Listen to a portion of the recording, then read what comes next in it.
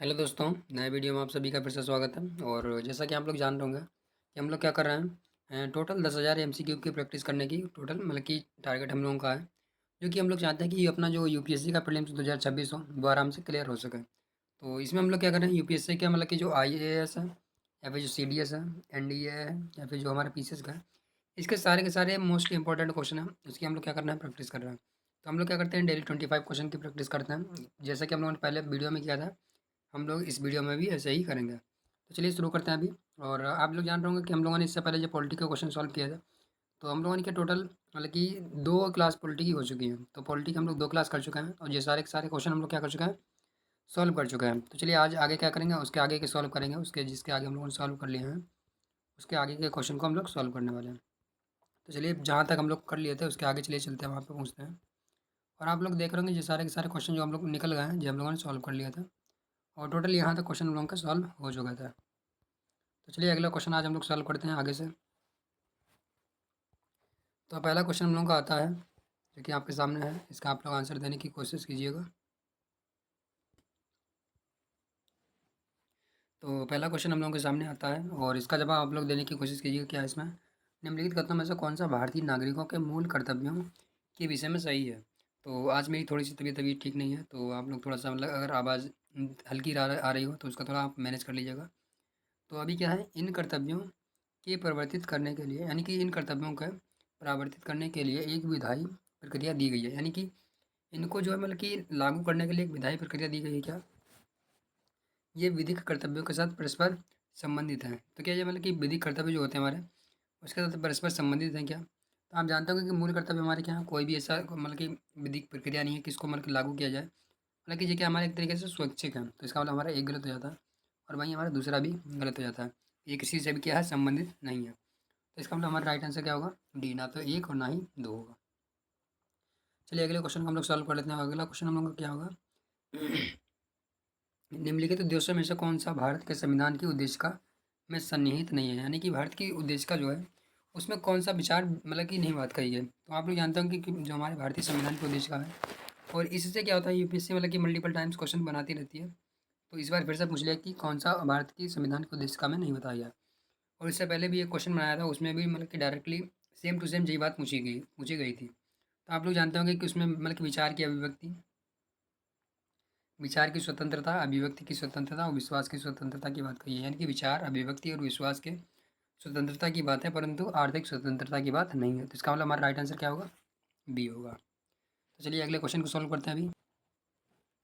तो इस प्रकार से हमारा इसका राइट आंसर क्या हो गया, आर्थिक स्वतंत्रता हमारे संविधान की जो उद्देशिका है उसमें नहीं बताया गया। और आप लोग जानते हैं कि हमारे संविधान की उद्देशिका कहाँ से शुरू होती है, कहाँ से शुरू होती है कि यहाँ क्या कहते हैं कि हम भारत के लोग भारत के एक संपूर्ण प्रभुत्व संपन्न समाजवादी पंथ निरपेक्ष लोकतांत्रिक गणराज्य तथा उसमें क्या है, व्यक्ति को मतलब कि सामाजिक आर्थिक राजनीतिक न्याय बताना है, यानी कि सामाजिक आर्थिक राजनीतिक न्याय एवं विचार अभिव्यक्ति विश्वास की स्वतंत्रता, यानी कि विचार की स्वतंत्रता, अभिव्यक्ति की स्वतंत्रता और विश्वास की स्वतंत्रता। और इसके बाद में क्या है, विचार अभिव्यक्ति विश्वास की स्वतंत्रता एवं क्या है, धर्म एवं उसका उपासना की स्वतंत्रता, और धर्म और उपासना की भी स्वतंत्रता की बात कही गई है। परंतु कहीं पर भी क्या आर्थिक स्वतंत्रता की बात नहीं कही गई है। और वहीं भी क्या प्रतिष्ठा और अवसर की समता की बात कही गई है। और इसमें क्या है मतलब कि तथा इस समय क्या व्यक्ति की गरिमा और राष्ट्र की एकता अखंडता सुनिश्चित करने के लिए दृढ़ संकल्पित होकर के क्या हम 26 नवंबर सन 1949 को क्या करते हैं, अंगीकृत अधिनियमित और आत्मार्पित करते हैं। तो इस प्रकार से हमारे संविधान की उद्देशिका बताई गई है। तो चलिए अगले क्वेश्चन सॉल्व कर लेते हैं। अगला क्या हमारा है, लोकतंत्र का उत्कृष्ट गुण क्या है, यानी हमारा जो अगर लोकतंत्र है तो उसका एक उत्कृष्ट अगर गुण पूछा जाए तो क्या होना चाहिए। तो आगे अगर आप देखेंगे तो अगर आपने कहीं में भी लोकतंत्र की अगर डेफिनेशन पढ़ी होगी, फिर भी अगर आप इसको पढ़ेंगे विकल्प को तो आप हो सकता है थोड़ा सा कन्फ्यूज हो जाएं। तो देख बनाया क्या गया, साधारण पुरुषों और महिलाओं की बुद्धि और चरित्र को, केवल साधारण पुरुषों और महिलाओं की बुद्धि और चरित्र को मतलब कि क्या करता है भाई, क्रियाशील बनाता है। यानी कि जो एक लोकतंत्र है उत्कृष्ट गुण क्या है, कि वह क्रियाशील बनाता है। किसको क्रियाशील बनाता है, साधारण पुरुष और महिलाओं की बुद्धि और चरित्र को बनाता है। क्या कार्यपालिका के नेतृत्व को शक्तिशाली शक्ति बनाने वाली पद्धति को क्या, गतिशीलता और दूरदर्शिता से युक्त एक बेहतर व्यक्ति को क्या, समर्पित दलीय कार्यकर्ता का एक समूह को। तो आप जानते होंगे कि इसका राइट आंसर क्या होना चाहिए, मतलब कि एक साधारण स्त्री और पुरुष है उसको मतलब कि क्या बनाना, उसके बुद्धि एवं चरित्र को क्रियाशील बनाना ही क्या होता है, लोकतंत्र का एक उत्कृष्ट गुण माना जा सकता है। तो इस प्रकार से हमारा राइट आंसर क्या हो गया, ए हो जाएगा। और ये एक तरीके से मतलब कि वैचारिक क्वेश्चन था, इसका आंसर आप मतलब कि कहीं भी पढ़े होंगे पर इस तरीके से आपको नहीं मिला होगा। और इसका आंसर आपको तुरंत मतलब कि विचार देकर के मतलब कि विचार कर करके ही देना होता था। तो इसी प्रकार से अगला भी क्वेश्चन पूछा गया है, भारत में निम्नलिखित में से कौन सा हमारे अधिकार और कर्तव्यों के बीच सहसंबंध यानी कि सही संबंध कौन सा है। अधिकार और कर्तव्य के बीच में सही संबंध कौन सा है? क्या बोला है, अधिकार कर्तव्यों के साथ सहसंबंधित होते हैं क्या? हमारे जो अधिकार हैं वो कर्तव्यों के साथ सहसंबंधित हैं क्या? अधिकार व्यक्तिगत हैं जबकि समाज तथा कर्तव्य स्वतंत्र हैं। विकल्प नंबर 2 में क्या मतलब बी में क्या कहा गया, अधिकार मतलब व्यक्तिगत होते हैं तथा समाज और कर्तव्यों से स्वतंत्र होते हैं क्या? तो आप जानते हो कि अधिकार मतलब कि अगर जहाँ पे कर्तव्य और समाज अगर नहीं होगा तो वहाँ पे अधिकार की भी कोई औचित्य नहीं रहता, इसका मतलब हमारा सेकंड गलत हो जाता है। नागरिकों के व्यक्तित्व के विकास के लिए अधिकार ना कि कर्तव्य महत्वपूर्ण है। तो ये भी आप देख करेंगे एक तरीके से निगेटिव सेंस दिखा रहा है, तो इसके मतलब हमारा सी वाला भी गलत हो जाता है। और राज्य के स्थायित्व के क्या लिखा, राज्य के स्थायित्व के लिए कर्तव्य ना कि अधिकार महत्वपूर्ण है। देख रहे हो कि ये भी एक तरीके से निगेटिव सेंस ही लेके आ रहा है। तो मतलब क्या है कि अधिकार कर्तव्यों के साथ सहसंबंध, यानी कि अगर आप अपने कर्तव्यों का निर्वाह करते हैं तो आप दूसरों के अधिकारों की सुरक्षा करते हैं, और अगर आप दूसरे के अधिकारों का हनन करेंगे तो इसका मतलब है आप अपने कर्तव्यों का निर्वाह नहीं कर रहे हैं। तो इसका मतलब ये हो जाएगा, इसका राइट आंसर क्या होगा, ये होगा। तो चलिए अगले क्वेश्चन को सॉल्व कर लेते हैं। अगला कि हमारा संसदीय स्वरूप के शासन का क्या लाभ है। तो आप जानते हो कि संसदीय मतलब कि शासन प्रणाली है, इसका मतलब क्या होता है, इसमें क्या होता है मतलब कि कार्यपालिका और विधानमंडल के प्रति उत्तरदायी होती है, यानी कि कार्यपालिका जो होती है लोकसभा के प्रति क्या होती है, उत्तरदायी होती है। वहीं कार्यपालिका विधानमंडल दोनों स्वतंत्र तो नहीं होते हैं, और नीति की निरंतरता भी नहीं होती है। आप जानते होंगे जिसके लिए बल्कि संसदीय ना होकर के एक तरीके से हमारा जो क्या कहते हैं कि जो प्रधानमंत्री राष्ट्रपति शासन होता है उसकी बात कर रहा है। अगला है सरकार के अध्यक्ष को निर्वाचन के बिना बदला जा सकता, तो ये भी हमारा गलत हो जाता है। तो इसका राइट आंसर क्या होगा, हमारा कार्यपालिका जो होगी विधानमंडल के प्रति क्या होगी, उत्तरदायी होगी। या फिर लोकसभा क्या होती है हमारी, जो मतलब कि लोकसभा उत्तरदायी होती है, जो मतलब कि जो मंत्रिपरिषद होते हैं लोकसभा के प्रति उत्तरदायी होते हैं। तो उसी का कहते हैं मंत्रिपरिषद क्या हो गई, हमारी कार्यपालिका हो गई, और लोकसभा क्या हो गया, हमारा एक तरीके से विधायिका हो गई। अगला क्या, भारत के संविधान में के निर्माताओं का मत निम्नलिखित में से किसका प्रतिबिंबित करता है। यानी कि अगर वैसे यहाँ पे दो विकल्प और भी थे, यानी कि यहाँ पे था शायद मूल अधिकार तो वही है, नीति निर्देशक तत्व, और हमारे क्या कहते हैं कि मूल कर्तव्य। तो यहाँ पे मूल कर्तव्य हो गया, यहाँ पे मूल कर्तव्य के बाद में नीति निर्देशक तत्व। तो क्या है, भारतीय संविधान में निर्माताओं का मत किसमें प्रतिबिंबित होता है। तो आप जानते हैं कि अगर संविधान का अगर बोला जाए कि उद्देश्य क्या है तो क्या होगा, उद्देशिका में ही एक तरीके से प्रतिबिंबित होगा। तो निर्माताओं का मत कहाँ पे प्रतिबिंबित होता है, उद्देशिका में प्रतिबिंबित होता है। और अगला क्वेश्चन हमारा क्या आता है, भारत की संसद किनके द्वारा मंत्रिपरिषद के कृत्यों के ऊपर नियंत्रण रखती है। क्या स्थगन प्रस्ताव के द्वारा, या प्रश्नकाल के द्वारा, या अनुपूरक प्रश्नों के द्वारा। तो हम जानते होंगे मंत्रिपरिषद क्या होती है, मतलब कि जो संसद होती है किसके किसके द्वारा करती है, तो इन सारे के सारे जो मतलब प्रस्ताव या काल है इनके द्वारा मंत्रिपरिषद के कृत्यों के ऊपर क्या जा सकता है, नियंत्रण किया जा सकता है। अनुपूरक का मतलब कि कोई प्रश्न पूछना उसके ऊपर दोबारा से पूछ लेना। प्रश्नकाल का मतलब उसमें भी प्रश्न ही पूछे जाते हैं। और स्थगन प्रस्ताव का मतलब कि एक तरीके से मतलब कि आप प्रस्ताव को स्थगन कर देना। राइट आंसर क्या हो जाएगा हमारा, 1 2 3। चलिए अगले क्वेश्चन को देख लेते हैं हम लोग। अगला क्या है, निम्नलिखित उद्देश्यों पर विचार कीजिए या कथनों पर विचार कीजिए।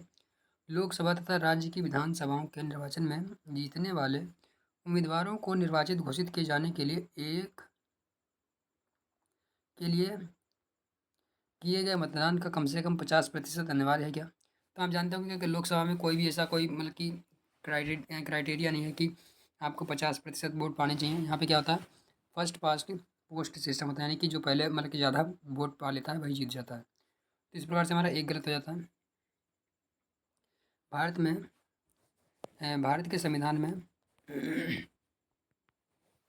अधिकथित उपबंधों के अनुसार लोकसभा में अध्यक्ष का पद बहुमत वाले दल को जाता है तथा उपाध्यक्ष का पद विपक्ष को जाता है। तो ऐसा हमारे संविधान में कहीं पे भी उल्लेख नहीं है। बस क्या एक तरीके से मतलब कि एक परंपरा है उसके जरिए मतलब उसके जरिए किया जाता है।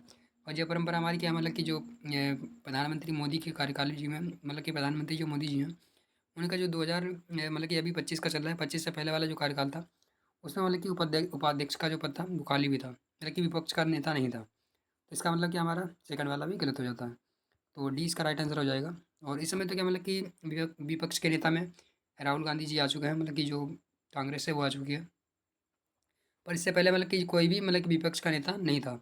और विपक्ष के मतलब कि दो दल के रूप में मान्यता तभी मिलती है जब क्या 10% वोट, मतलब कि 10% सीटें उसको जीतनी चाहिए थी। तो इसका मतलब क्या है, इससे पहले कोई भी राजनीतिक पार्टी 10% मतलब कि जो सीटें भी नहीं जीत पा रही थी विपक्ष में। तो चलिए अगला क्वेश्चन का हम लोग सॉल्व कर लेते हैं। अगला क्या है, निम्नलिखित कथनों पर विचार कीजिए। और क्या है, भारत का निर्वाचन आयोग 5 सदस्यीय निकाय है। तो वो तो बहुत ईजी बात है, आप जानते हो कि 3 सदस्यीय निकाय है। तो इसका मतलब हमारा एक गलत हो जाता है और एक गलत है। उसके बाद में 2-3 में से कोई एक चुनना है हमें। संघ का गृह मंत्री आम चुनाव और उपचुनाव दोनों के लिए चुनाव कार्यक्रम तैयार करता है। तो ये भी हम जानते हो कि गृह मंत्री का कार्य नहीं होता है, गृह मंत्रालय का कोई भी काम नहीं होता। निर्वाचन आयोग मान्यता प्राप्त राजनीतिक दलों का विभाजन या विलय कर संबंधित विवाद को निपटान करता है। तो बिल्कुल सही बात है, यानी कि निर्वाचन आयोग ये सारे के सारे काम करता है। तो चलिए अगले क्वेश्चन को सॉल्व कर लेते हैं। और अगला क्या है, भारत में मताधिकार और निर्वाचित होने का अधिकार क्या है, यानी कि भारत में मत देने का अधिकार और निर्वाचित होने का अधिकार क्या है। क्या मूल अधिकार है, तो आप जानते हैं मूल अधिकार तो नहीं है ऐसा, क्योंकि मूल अधिकार होता तो हम क्या कर सकते हैं कि वो मतलब कि प्रत्येक व्यक्ति के लिए होना आवश्यक हो जाता है। नैसर्गिक अधिकार भी नहीं है, मतलब क्या प्राकृतिक अधिकार है क्या, ये भी नहीं है। विधिक अधिकार तो है एक तरीके से, पर क्या हमारा संवैधानिक अधिकार है, यानी कि जो अधिकार हमारे संविधान में आके वर्णित है, क्या 324 के तहत एक तरीके से उसमें बताया गया है निर्वाचन के बारे में। चलिए आगे देख लेते हैं। भारत में न्यायिक क्या लिखा है, पुनरीक्षण, न्यायिक पुनरीक्षण का मतलब होता है जुडिशियल रिव्यू। का अर्थ क्या है, तो न्यायिक पुनरीक्षण का अर्थ है विधियों और कार्यपालिका विधियों और कार्यपालिक आदेशों की संवैधानिकता के विषय में प्रख्यान करने का न्यायपालिका का अधिकार। तो आप देख रहे होंगे न्यायिक पुनरीक्षण का मतलब सीधे सीधे समझ भी रहे होंगे। इसका मतलब राइट आंसर क्या हमारा ए ही हो जाएगा। पर आप लोग आंसर क्या है कभी भी तुरंत ना लगाया करिए कि जब तक कि तीनों विकल्प ना पढ़ लें। मतलब कि आप जब तक कि तीनों विकल्प को नहीं देख लेते तब तक कि आप नहीं बता सकते कि आंसर हमारा ए होगा या फिर बाकी का होगा, क्योंकि कभी कभी क्या होता है, ए तो हमारा हो सकता है परंतु हमारा बी या सी में से कोई एक ऐसा आ जाता है वो ए से भी ज़्यादा अच्छा होता है। तो इसलिए हमें लास्ट वाले भी पढ़ने होते हैं। विधानमंडलों द्वारा निर्मित विधायियों का प्रज्ञान को प्रश्नगत करने के लिए न्यायपालिका का अधिकार अभी देख रहे हो बिल्कुल मिल रहा है, फिर भी क्या है हमारा, पर हमारा अभी इसके मुकाबले तो यही ज़्यादा बढ़िया है। न्यायपालिका का सभी विधायी अधिनियमों के राष्ट्रपति द्वारा उन पर सहमति प्रदान किए जाने से पूर्व पुनरीक्षण करना, तो ऐसा कुछ नहीं है। न्यायपालिका के समान या भिन्न वादों में पूर्व में दिए गए स्वयं के निर्णयों का पुनरीक्षण करना, तो ऐसा भी नहीं कुछ है। तो इसका मतलब ए ही हमारा राइट आंसर होगा। और अगला क्वेश्चन चलिए सॉल्व कर लेते हैं। और अगला क्या हमारा है, किसी राज्य में राष्ट्रपति शासन के उद्घोषणा लेकिन अगर किसी भी राज्य में राष्ट्रपति शासन की उद्घोषणा हो जाती है तो निम्नलिखित में से कौन से परिणाम होने की आवश्यकता नहीं है। यानी कि किसी भी देश में अगर मतलब सॉरी किसी भी राज्य में क्या हो जाता है, यदि राष्ट्रपति शासन की उद्घोषणा हो जाती है तो इनमें से कौन सा अनिवार्य रूप से परिणाम नहीं होगा। क्या राज्य विधानसभा का विघटन हो जाएगा क्या, तो आप जानते होंगे कि राज्यसभा का विघटन होता है या नहीं होता। क्या राज्य के मंत्रिपरिषद का हटाया जाना, स्थानीय निकायों का विघटन। तो हम जानते हैं अगर राष्ट्रपति शासन उद्घोषण होता है तो वहाँ पे स्थानीय निकाय तो बिल्कुल भी नहीं विकसित होते हैं। इसका मतलब हमारा तीसरा तो नहीं होगा। वहीं हमारा जो विधानसभा होती है उसका भी क्या होता है एक तरीके से विघटन। एक मिनट क्या बोला मैंने, राज्य के मंत्रिपरिषद होते हैं उसको हटाया जाना, यानी कि एक तरीके से मंत्रिपरिषद जो होते हैं वो तो हमारे मतलब कि विघटित हो ही जाते हैं। और इसके बाद में जो हमारा मतलब कि तीसरा है हमारा, यानी कि स्थानीय स्वशासन जो है वो तो चलता रहता है। पर अभी एक जो हमारा क्वेश्चन है नंबर की मतलब कि क्या, अभी इसको मैं कंफर्म कर लेता हूँ। एक हमारा क्या है मतलब कि राज्य विधानसभा का विघटन, वैसे सभा का भी मतलब कि विघटन हो ही जाता है। और फिर भी मैं क्या कर लेता हूँ एक बार कंफर्म कर लेता हूँ। तो इसका मतलब क्या होगा हमारा, जो राज्यसभा का विघटन नहीं होता बस क्या मतलब कि कार्य मतलब कि अपना जो कहते हैं कि बस कार्य नहीं करती है। तो यानी कि राष्ट्रपति अगर शासन की उद्घोषणा हो जाती है तो हमारे मंत्रिपरिषद तो होती है मतलब कि हट जाते हैं, यानी कि मंत्रिपरिषद तो हट जाते हैं परंतु क्या हमारा होगा राज्यसभा का विघटन नहीं होता। मतलब कि राज्यसभा मतलब कि बनी तो रहती है पर उसके उसका कार्य कौन करता है, उसका कार्य करता है हमारा मतलब कि संघ सरकार करती है। तो इस प्रकार से हमारा 1 और 3 सही होगा और 2 हमारा गलत हो जाता है। अब गलत हो जाने का मतलब है कि 1 और 3 तो बने रहेंगे, क्या मतलब 1 और 3 तो बने रहेंगे पर 2 ही खाली हमारी क्या होगी विघटित होगी। और इसमें पूछा था कौन सा विघटित नहीं होती है। चलिए अगला देख लेते हैं हम लोग। अगला क्या हमारा है, निम्नलिखित संविधान संशोधन के विरुद्ध अधिकारों द्वारा निम्नलिखित में से कौन सा परिकल्पित है। यानी कि भारत के संविधान में शोषण के विरुद्ध अधिकार के द्वारा, यानी कि शोषण के विरुद्ध अधिकार का निम्नलिखित में से कौन सा परिकल्पित करता है। तो आप लोग जानते होंगे शोषण के विरुद्ध अधिकार हमारा कहाँ पे आता है, आर्टिकल 23 में आता है, लगभग 23 और 24 में। तो इसमें क्या, मानव देह व्यापार और बंधुआ मजदूरी से निषेध, तो बिल्कुल सही बात है। और अस्पृश्यता तो हम जानते होंगे कि हमारे जो समता के अधिकार उसमें आता है, इसका मतलब 2 नहीं होगा हमारा, और 2 नहीं होता ही आंसर हमें मिल चुका है, यानी कि 1 और 4।